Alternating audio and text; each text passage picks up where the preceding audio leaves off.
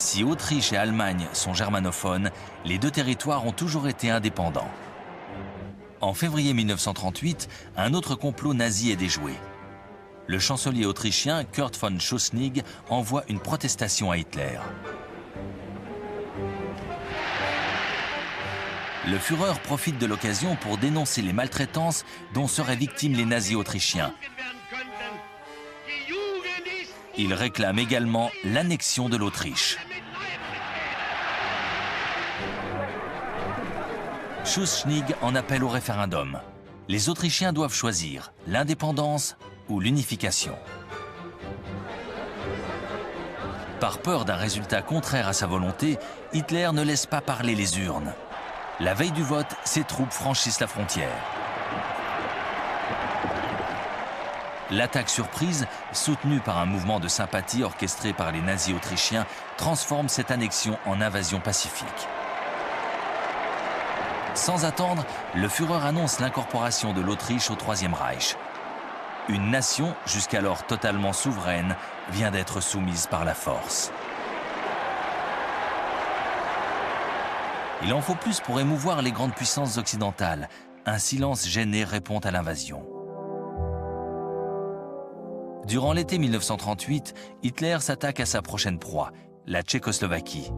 Une importante minorité germanophone occupe le nord-ouest du pays, dans la région des Sudètes. En 1919, à la suite du démantèlement de l'Empire austro-hongrois, ces populations se sont retrouvées isolées au sein d'un nouveau pays, la Tchécoslovaquie. En découpant l'Europe sans discernement, les signataires du traité de Versailles avaient laissé derrière eux une véritable bombe à retardement. Hitler a le champ libre. Il encourage les habitants des Sudètes à réclamer leur autonomie et menace le gouvernement tchèque d'intervenir militairement si cette requête ne leur est pas accordée. Le gouvernement tchèque n'a pas d'autre choix que d'ordonner la mobilisation. Son armée est importante et bien équipée. Un imposant dispositif de fortification borde la frontière avec l'Allemagne. Hitler se ravise. L'Europe sent l'odeur de la guerre. Début septembre 1938, le Premier ministre britannique, Neville Chamberlain, propose sa médiation pour parvenir à une issue pacifique. Il va rencontrer Hitler par 2 fois. Le Führer l'assure que s'il obtient l'annexion des Sudètes, il n'aura aucune autre ambition territoriale en Europe. La partie de poker menteur est engagée.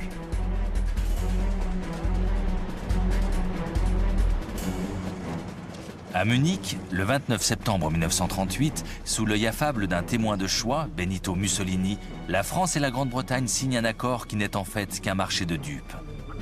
Les Sudètes sont offertes au Troisième Reich. Hitler promet de s'arrêter là, mais qui le croit? Chamberlain le croit. À son retour à Londres, à peine descendu de l'avion, il brandit dans les bourrasques le papier garantissant la paix. Le 1er octobre, les troupes allemandes occupent les Sudètes et s'emparent sans combat de la ligne de fortification tchèque.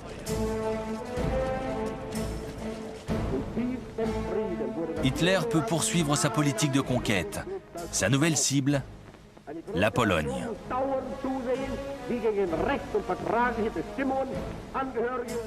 Une fois de plus, l'ineptie de certaines clauses du traité de Versailles est en cause.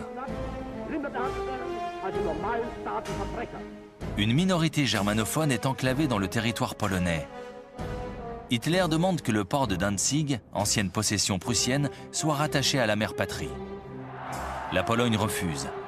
Une fois de plus, Hitler hésite.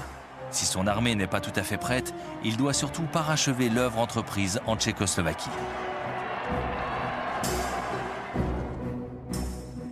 Dans ce pays de création récente, il joue sur les différences ethniques entre Tchèques et Slovaques. En mars 1939, les Slovaques implantés à l'est du pays lui demandent un appui pour obtenir leur indépendance. Hitler convoque le Premier ministre tchécoslovaque, Emil Hácha, à Berlin. Il lui intime l'ordre de se placer sous la protection du Reich.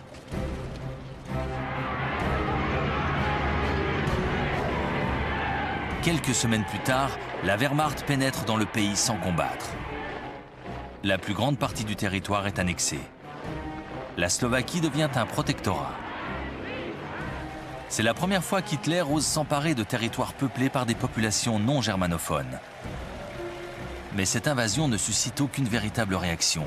La France et la Grande-Bretagne se contentent une fois de plus de protester mollement.